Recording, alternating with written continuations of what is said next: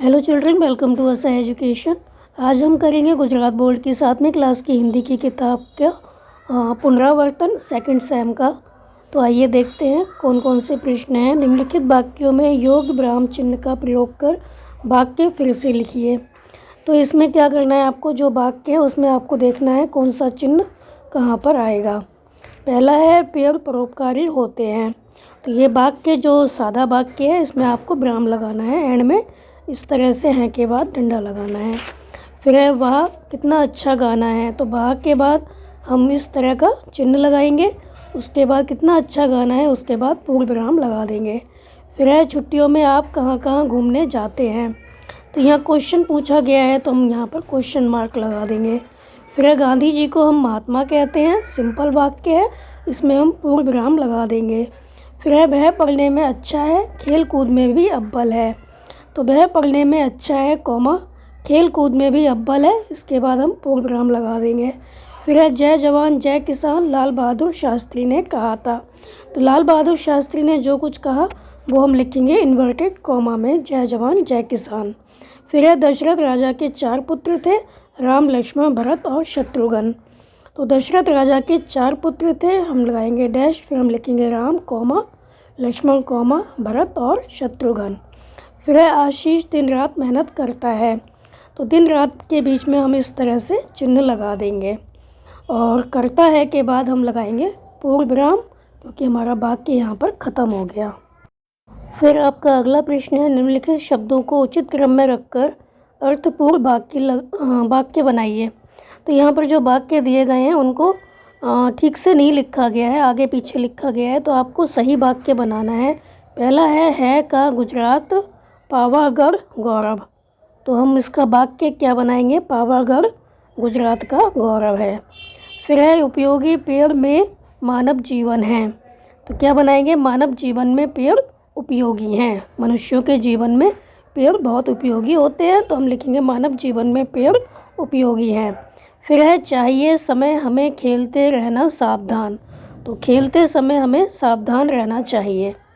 फिर है संगति की लोगों हमें चाहिए सज्जन करनी। तो हम बनाएंगे हमें सज्जन लोगों की संगति करनी चाहिए।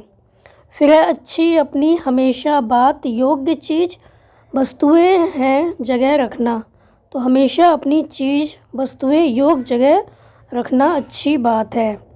तो अच्छी अपनी हमेशा बात योग्य चीज़ वस्तुएं है जगह रखना। तो हमेशा अपनी चीज़ वस्तुएं योग्य जगह रखना, मतलब जहाँ रखनी चाहिए वहाँ रखना अच्छी बात है। फिर है आपका अगला प्रश्न सवाल हमारे जवाब आपके और हंसी सबकी। तो दिए गए प्रश्नों के ऐसे जवाब दीजिए कि मुस्कान के मोती बन जाएं। तो आपके जो भी प्रश्न इम्पॉर्टेंट हैं वही हम करवा रहे हैं इसमें से। तो ये है सूर्य ना निकले तो क्या होगा। तो सूर्य ना निकले तो क्या होगा, तो बिजली का बिल ज़्यादा आएगा और सोने के लिए हमें समय अधिक मिल जाएगा, क्योंकि सूरज नहीं निकलेगा तो पूरे दिन अंधेरा रहेगा और हम क्या करेंगे, अंधेरे में सोते रहेंगे, हमें लगेगा रात हो गई, हम सोते रहेंगे, सोने का अधिक समय मिल जाएगा। फिर है बारिश के बाद बिजली क्यों होती है। तो बारिश के बाद बिजली इसलिए होती है, बारिश को डराकर भगाने के लिए बारिश के बाद बिजली होती है।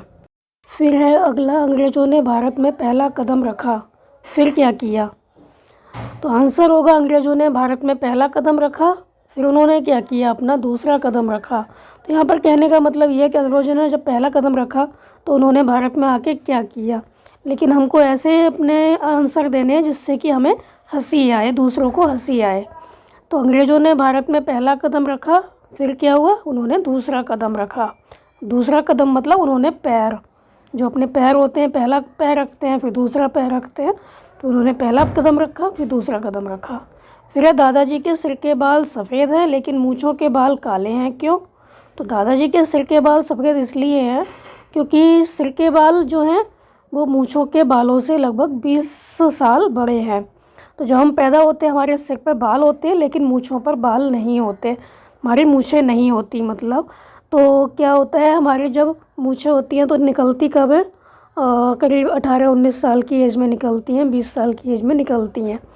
तो जो मूँछें होती हैं वो सिर के बालों से 15-20 साल छोटी होती हैं, इसीलिए दादाजी के सिर के बाल सफ़ेद और मूँछों के बाल काले हैं, क्योंकि सिर के बाल मूँछों के बालों से लगभग 20 साल बड़े हैं।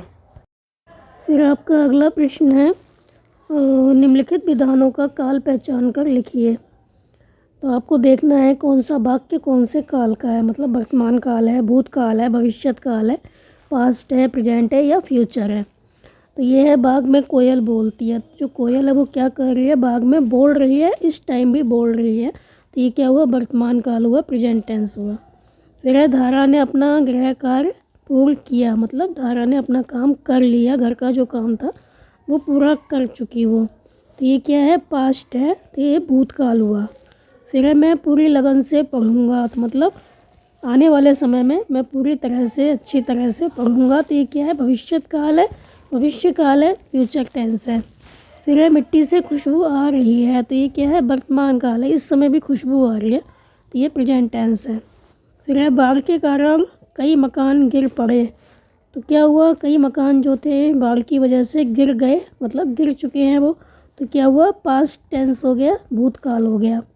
फिर है, मैं डॉक्टर बनूंगा। तो ये क्या हुआ, भविष्यत काल हो गया, भविष्य काल हो गया, फ्यूचर टेंस हो गया।